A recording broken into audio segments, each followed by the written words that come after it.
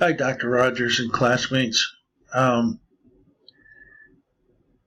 Today, our kids are subjected more and more to more and more technology as a daily part of their lives, to the point that to succeed today, you need to be digitally literate and be a good digital citizen.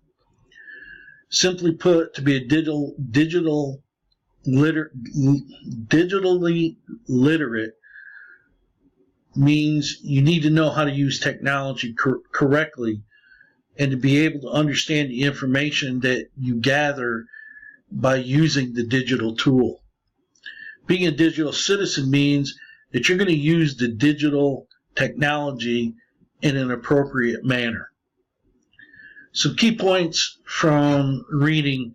The key point that stood out to me in what is digital literacy was that according to Cornell University, the ability to not only find information on the internet is important, but being able to evaluate it is a very important part of digital literacy.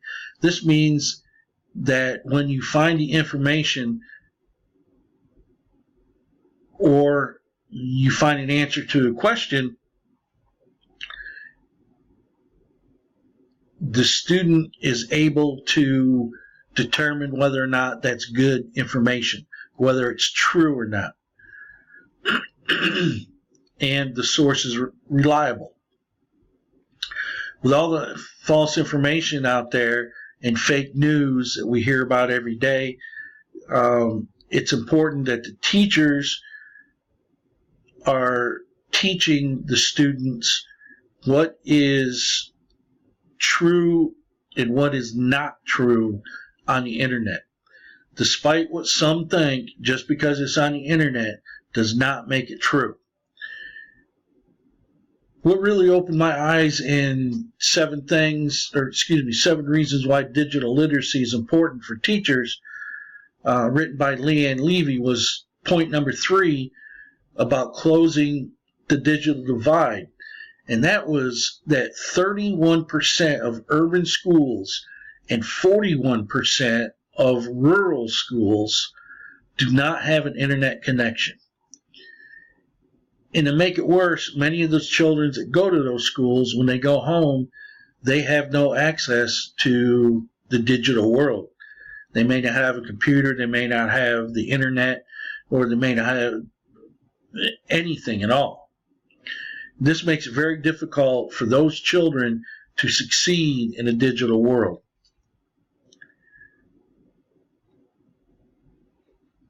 In the article, What Will It Take to Close the Adult Digital Literacy Gap, the author of the article, Frank Freeman, writes, noted that Burning Glass Technology released a report that said that almost 8 in 10 middle skills jobs, which are jobs that are defined as those that require less than a college degree but more than a college education, a high school education,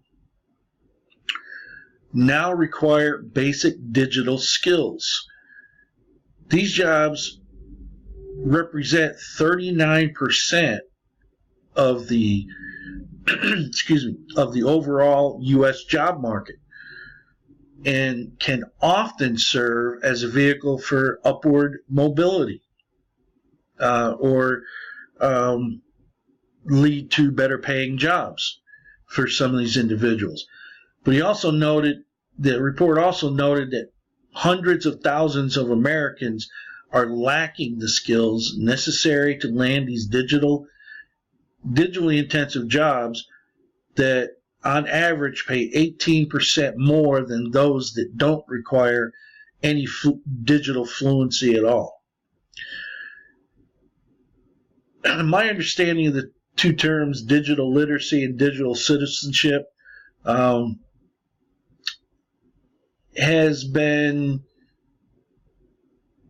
greatly improved simply because I had never heard those two terms. Even though I use the internet every day. Digital literacy that was pretty easy once I heard the term. I associated that with being able to read and write, just like opening a book and you're reading, or you're writing a report, whether it be by hand or by a word processing program. So that was kind of a no-brainer. But being a digital citizen, I had never heard that term before. So when I read these articles, it kind of opened my eyes, and it made sense that being a digital citizen means that you use the digital devices, the internet, social media, whatever the case may be, you use it in an appropriate manner. You're polite, you're engaging, you're civil. An example of that would be you don't post in all caps. If you post in all caps, it's like yelling at somebody, and you don't engage in talking bad about somebody or bullying somebody online. That's what digital citizenship to me, that's what I think it means.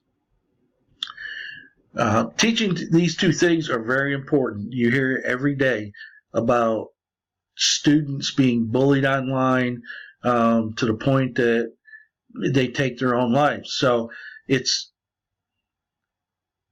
since teachers are teaching digitally, they're bringing in digital tools. It's important for them to teach the students how to use these digitally tools correctly. Because as they get older, they get out of school, they get a job. Most employees and employers use digital tools every day in the conduct of their business. So if they don't know when they come out of school, if they're using digital tools incorrectly, that means that when they get a job and they don't know how to properly use digital tools and are not a good digital citizen, it could be the difference of them keeping their job or losing their job because they are not digitally literate and they are not good digital citizens. I'm pretty comfortable using digital tools. Like I said, I use the internet all the time. I use search engines. I use different programs to do my job. I am not real comfortable about using social medias or some of the devices that we have to use in this class, like Digo, Screenomatic, Twitter. If I didn't have to have those for this class, I probably would not be using them. I do not. I have one social media account, and that is Facebook, and I have that strictly to keep in contact with my kids. I'm not on it every night like some people. I use it to send a message or receive a message from family and friends, and that's it. If I don't have anything to say or they don't have anything to say, I don't go on Facebook. And I definitely don't use Twitter. What I learned from EdSurge tweet that I looked at, it was titled, your device rollout isn't about hardware, it's about engagement. And basically what it's saying is that you need to get your students on board with the devices you want to use. You need to get their engagement. There has to be a relationship, an engaging relationship between the teacher and the student.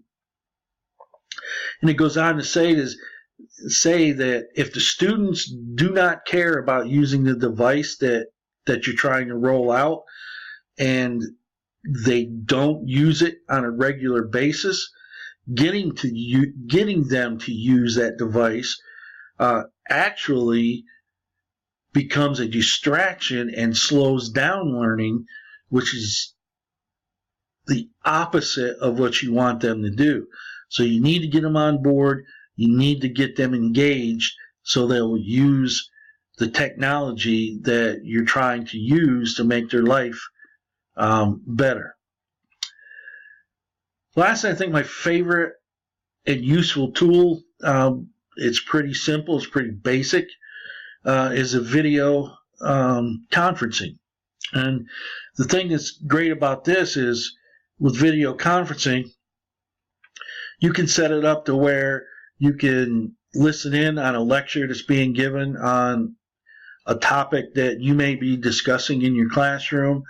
You could possibly have a guest lecturer come in and lecture on, say, you're studying the Civil War. He could come in and give a lecture on one of the battles of the Civil War, like Gettysburg or Chancellorsville or something like that. You could get a national park ranger give a lecture on the national park system. Sky's the limit with video conferencing. You could even listen in on a university lecture, or you could have a debate with another class at another school on the same topics that you're discussing. So the sky's the limit. I'm a little concerned about this class because I don't use a lot of digital things, a lot of things I'm unfamiliar with, but I'm up for the challenge. So I hope that, and I know I will learn a lot. I look forward to hearing your feedback, both from you, Dr. Rogers, and my fellow classmates.